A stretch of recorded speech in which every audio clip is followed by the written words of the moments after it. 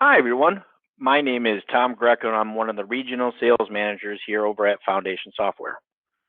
I'd like to welcome everybody to today's webinar. Today, we're going to talk about how using Foundation Software can automate your construction billings. Now, before we jump into the system, I'd just like to let everyone know that you're currently in mute mode.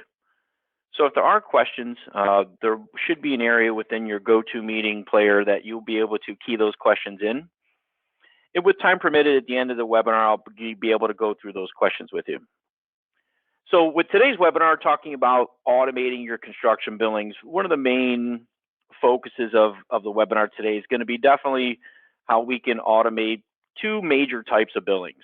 One's going to be time and material billing, so being able to leverage that module in the software to automate a lot of the billing process, whether it be something we're looking to mark up, whether it be a change order, whether it be, a specific type of billing that you want to create that's based on labor, materials, or cost plus. Another we'll talk a little bit about is definitely going to be the service dispatch module, where, with contractors that perform service work, one of the toughest things to do is if you're not using something that's already built into your software, whether you're using a third-party tool or doing that all manually. If you do service work, that's going to be something that you want to automate that process. So I'll show you a little bit about how the service module can also help you out in that area where we would be able to then automate the service billing process.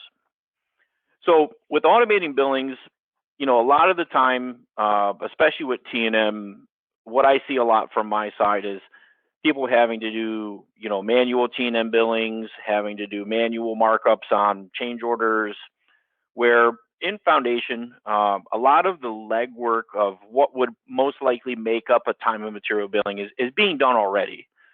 And that legwork I'm referring to, could be, time cards being processed in payroll, inventory being checked out of the warehouse and costed to a job, equipment hours being job costed, payable invoices, once again, coded to a job. So a lot of this stuff people are doing on a daily basis, whether we're entering time into the system, whether we're coding materials, whether we're entering invoices, all that legwork is done.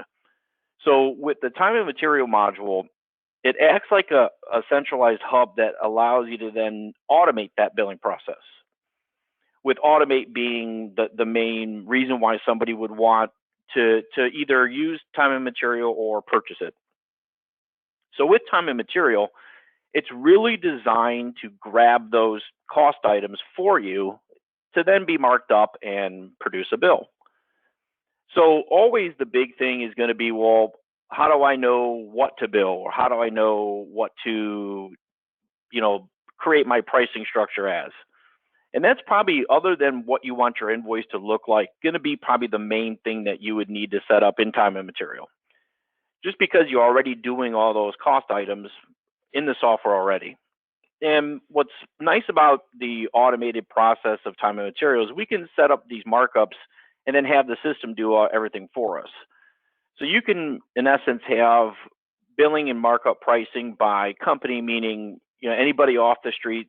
If you don't have anything negotiated, this is how I would like to bill time and material. Or you can have different pricing by the customer, or you can even go as far as having different job markups. And each of them has kind of a hierarchy where it'll recognize whether or not there's pricing in place for a customer or a job.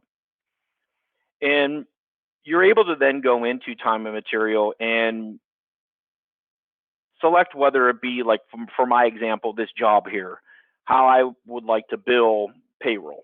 So each one of these tabs that run across, you're able to actually set up your different markups and your different rates for those specific types of cost.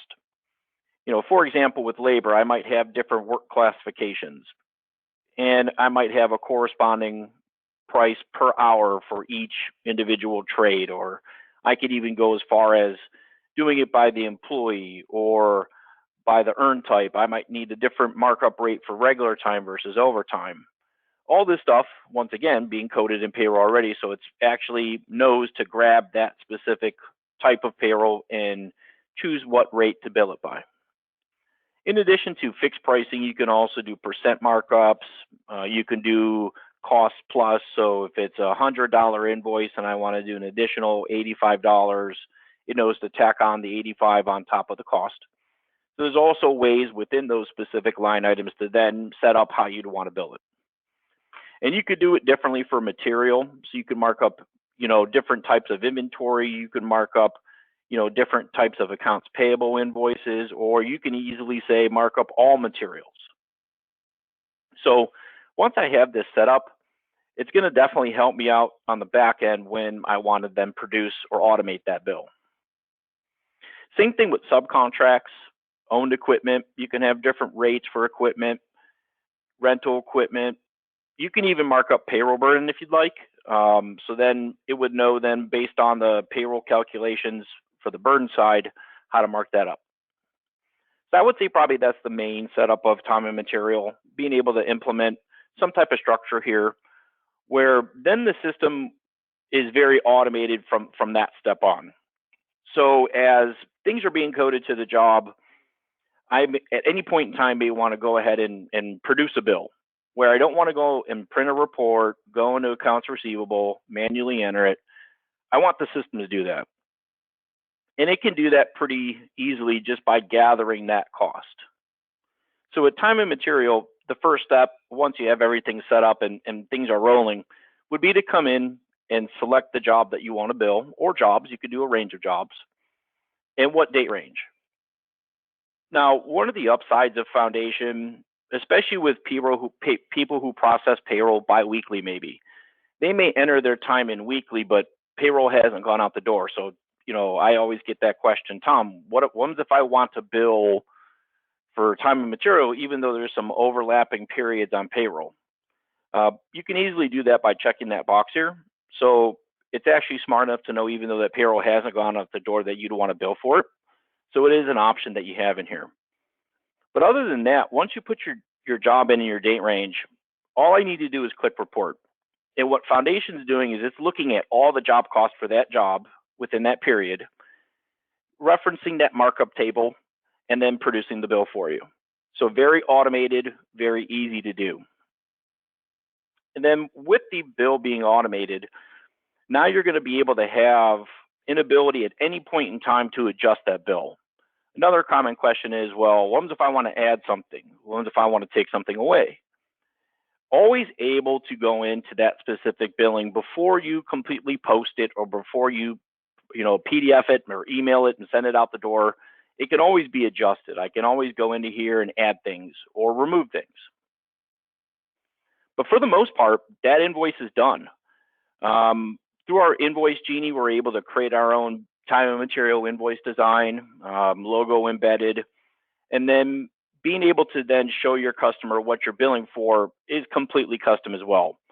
So this is just my design, where it would give different sections for labor, different sections for materials, subcontractors, equipment, and you can either show as much detail as you want, or you can even roll up different line items if you need to. But as you can see, my bill's done. It's ready to go. I can email it, I can print it, PDF it, do whatever I need to do. So with the time and material, it's extremely automated. And there is some overlap with time and material too within service, which we'll talk about next. But I do always like to start with time and material, just because that's always going to be the most automated type of billing that we do. So in addition to the time and material invoice, we also have companies that like to automate their service billings. So being able to do both, or maybe you're not a contractor that does service work, you could do time and material on its own. You don't necessarily need to have both modules to do it, but it does come in handy with service as well.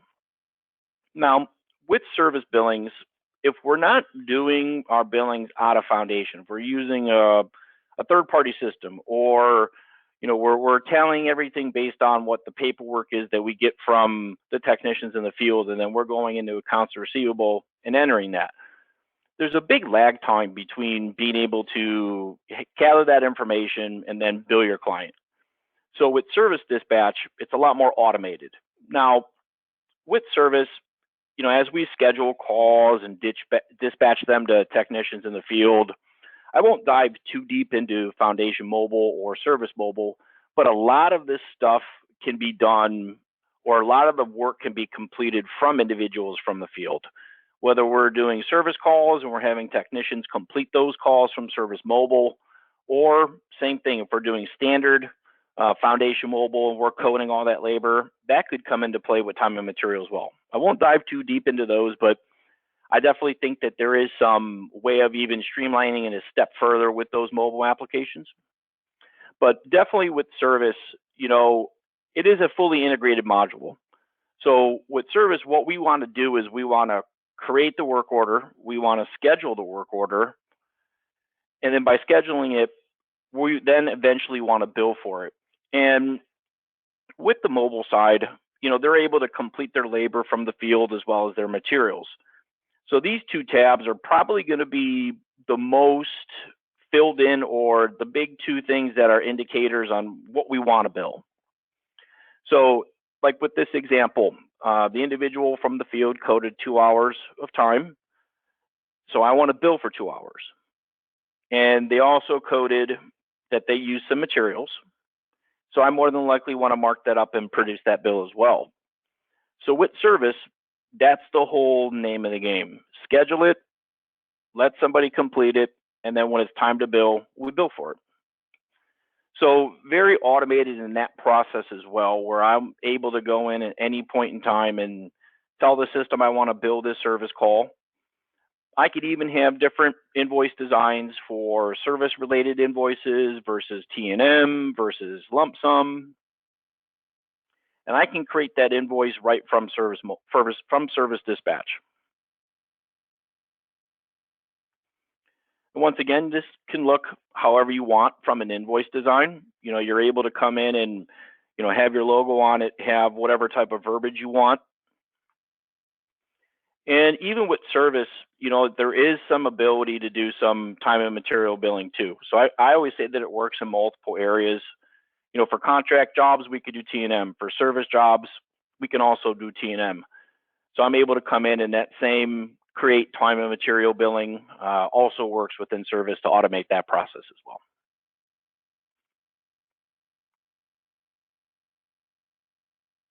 So those are the big two ways of automating your billings in the system. Having the system be built where it can gather and mark up that cost, and then also having the system be built where it can then automate that service billing process. Those are the big two that I wanted to go over today.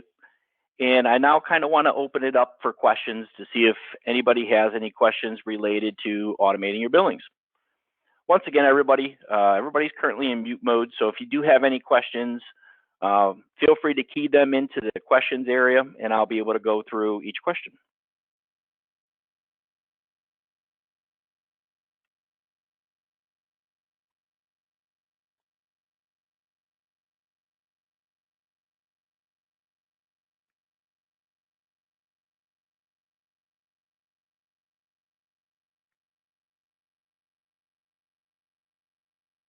All right, our first question is, if you are performing the AIA billing and a change order is going to be time and material, can you isolate the cost just for that time and material change order?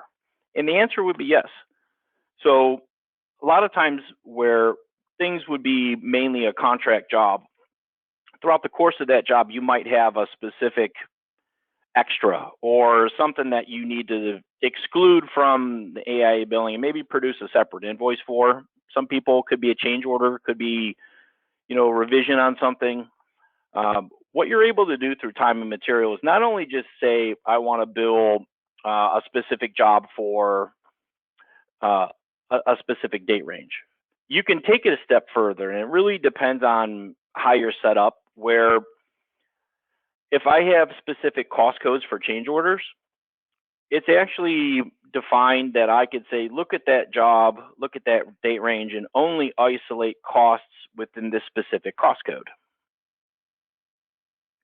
Or if you are a phase company too, I've seen in the past, back when I used to do implementations, where people would create specific phases just for that, where once again, phase one might be base contract or however you want to, set up your different phases. But sometimes you can also create individual phases just for change orders where same kind of type of premise here where I would say, just give me that phase, which is a change order phase.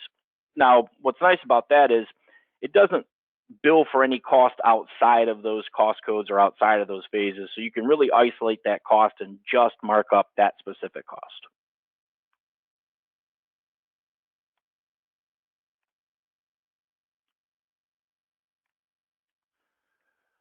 Another question, what is the defined difference between service and T&M?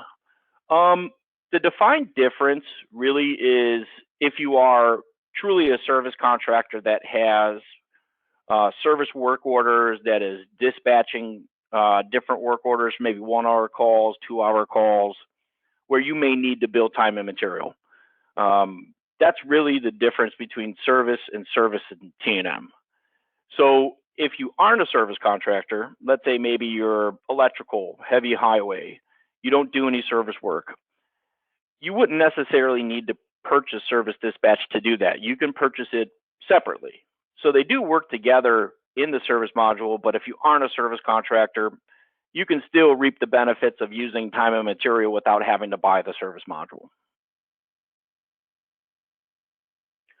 Also too, as we wrap up, when the webinar is completed, we are going to be sending out a recorded webinar with today's topics and everything we've gone through. So probably look for that shortly after, maybe today, if not by tomorrow. It'll be a YouTube link that will be sent out to everybody. Another question is, what is unit price billing? So unit price billing, it's really geared for, I would say, more towards the DOT heavy highway contractors that instead of their contracts being based on whole dollar values, they're really based on items, quantities, and unit price. A good example would be what would an invoice look like for unit price? So a lot of companies have to produce AIA invoicing. And with the standard AIAs and the standard accounts receivable module, they're based on dollars and they're based on percentage of completion, where when we're talking unit price billing, the cover sheet looks just like a standard AIA. So it looks just like the one that you would see in our core modules. But the main difference is going to be the schedule values. So with this invoice, if you notice, it's based on item numbers. So a lot of times contractors have to refer or bill based on the DOT item number. As well as now with this contract, you see the quantities, you see the unit prices. So that's pretty much what unit price billing is. It's an ability to have a unit price contract that then you could bill specific quantities that you've completed or that the engineer allows you to bill for.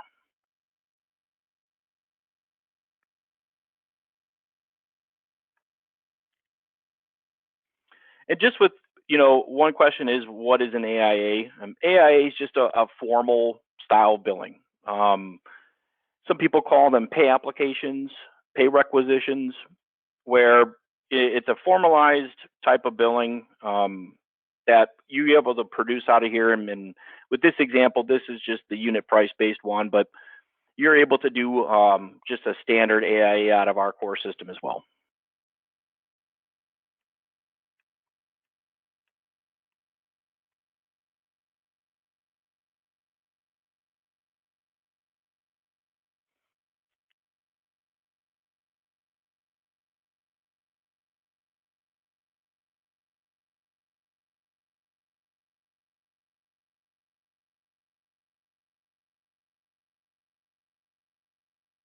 I'm just going to hold the floor maybe for a couple more questions before we wrap up.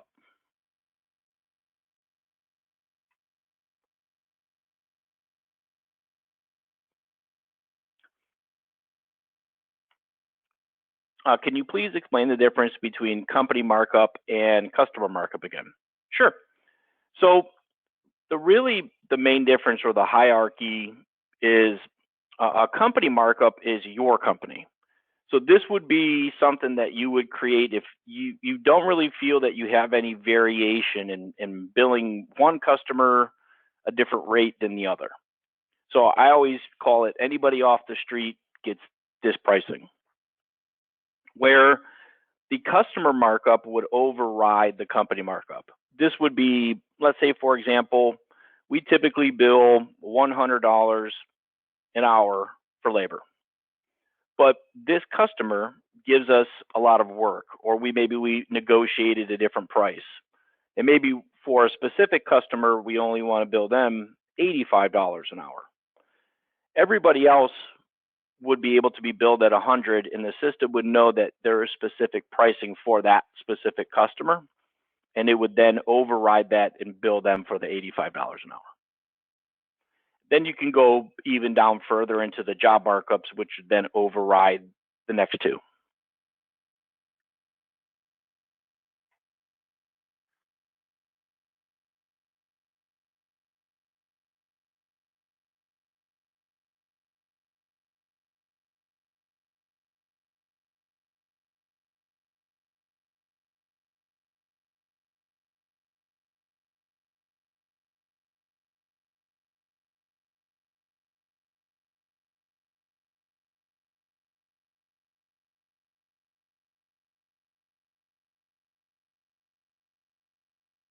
All right. Well, thank you everybody for attending today. If you do have any questions, feel free to reach out to either, if you're in training, you can always reach out to your trainer or customer support. If there's things that maybe I didn't cover, or if you have questions on T&M or anything like that, feel free to reach out to us at any time. Once again, I'd like to thank everybody for attending today. We're going to send out everything shortly after today's webinar. And I hope, by going through today's webinar, just kind of broke down a little bit more stuff on things that you can do in the system to help automate your billings. Hope everybody has a wonderful day and everybody's staying safe. Thank you. Bye-bye.